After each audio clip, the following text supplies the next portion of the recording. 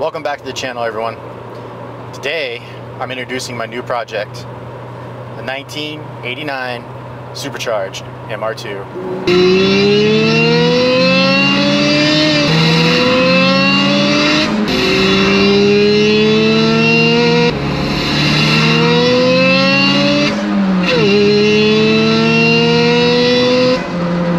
So as you can see behind me is the 1989 Supercharged MR2. Now this is a car that my wife and I have both been looking for a long time in perfect condition. This one is immaculate. It only has very few modifications. It has an upgraded supercharger pulley, BC coilovers, and some NK wheels. That's about it. Nothing else has been touched. Everything else is completely stock, which is exactly what we wanted. Now, does that mean we are going to modify it? No, we're going to do small, tasteful mods to it and really just leave most of it stock because these things are rare and are getting very expensive. So let me kind of show you around the car, and I will do probably a full introduction video of going around the car a little more into detail later on. But right now I really just wanted to show you the guys' car, introduce it to the channel, and we are going to do one modification today. The engine bay has definitely sat around for a while. Not the cleanest, but untouched. I did have to replace a couple of couplers already because they were pretty worn out. But besides that, I haven't done anything else to this car. I have a whole list of parts coming for it. We are going to repowder coat or repaint the valve cover and also do the maintenance time belt, water pump, spark plugs, distributor. I got to rebuild the distributor. It is leaking, and there's a couple other things I got to do. Kind of just get this thing back to par on the road because it has been sitting quite a while and the previous owner really didn't drive it, really didn't do much with it. Now we did spend the past 2 days doing paint correction, get the paint back to where it needed to be. It was a pretty good condition to begin with, but now it's in better condition. And as I said, it did come with BC coilovers and some inky RFP1s, which is actually a pretty nice touch. These cars are a T-top, so these are removable glass tops. And the interior is really clean. Now for a 30-year-old car, it is really clean. Now, this right here, I did remove this because this is going to be a spot for a boost gauge. So as I said, we aren't really going to do terribly too much to this car. We're just going to be doing some maintenance, some cleanup, making the car a lot nicer than how it is right now. Mostly in the engine bay, and then we're going to do a few tasteful modifications that are reversible because these cars are becoming collector's items. And we definitely want to make sure that we are able to put it back to stock if need be. So let's go ahead and get started on that first modification I told you guys. We're going to build a intake for it. And let me show you what the stock intake looks like. So right here in this corner, the stock intake sits in here. Now the problem with the stock intake is it's a sealed system, and it has a tube that runs all the way across here from the other side of the trunk and then all the way over here. Not the most efficient way. It's considered kind of a ram air type effect, but it is a lot of tubing for this for the supercharger or the engine to get its air. Now what we're going to do is we're going to remove this whole thing, and I'm going to build a aluminum cone filter with a velocity stack right here, and then so that way it will still get the air it needs, but it will have pretty much using this trunk space as a chamber to get the air it needs, and it will amplify the supercharger sound.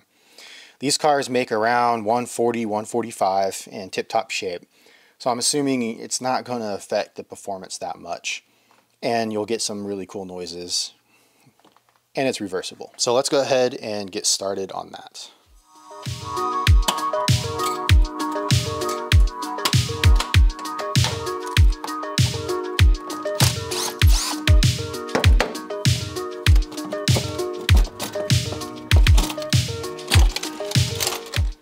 So this is basically all I need to build the intake.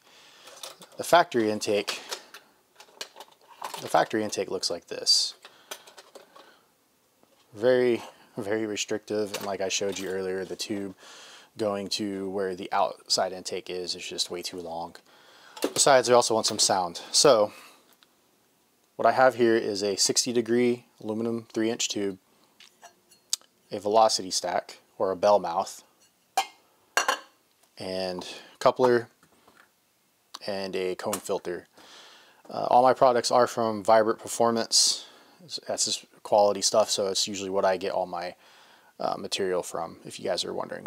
So my plan is I'm going to measure and then try to cut this down to size, and then we're going to basically weld the bell mouth together and then build a little bracket to hold the intake tube, and that's pretty much it.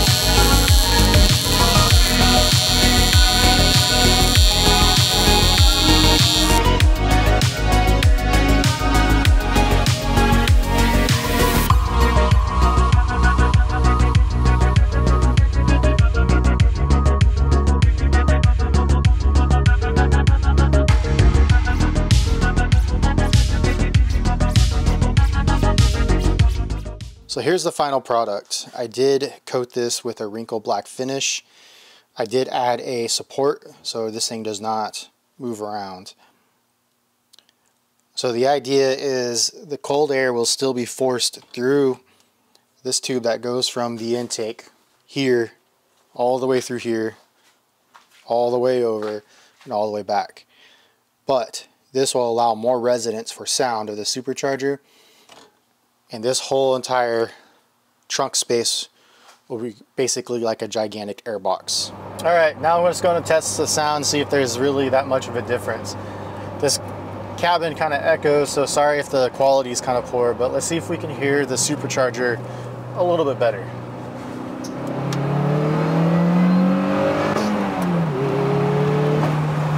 I'd say so. Well, the intake definitely made a difference. I'm glad I did that modification. It definitely is a lot louder, but it just makes the car just seem so much faster. It's so much more fun to zip around in. But just the driving experience is just something else.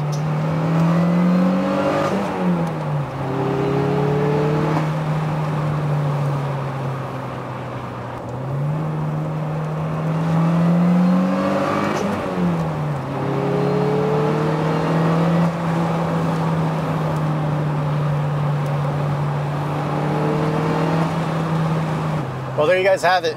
The intake mod was well worth it. I'm gonna go ahead and end the video here. Like always, like and subscribe. There'll be more content coming out on the MR2 and the Galant. Appreciate you guys watching. I'll see you guys in the next video.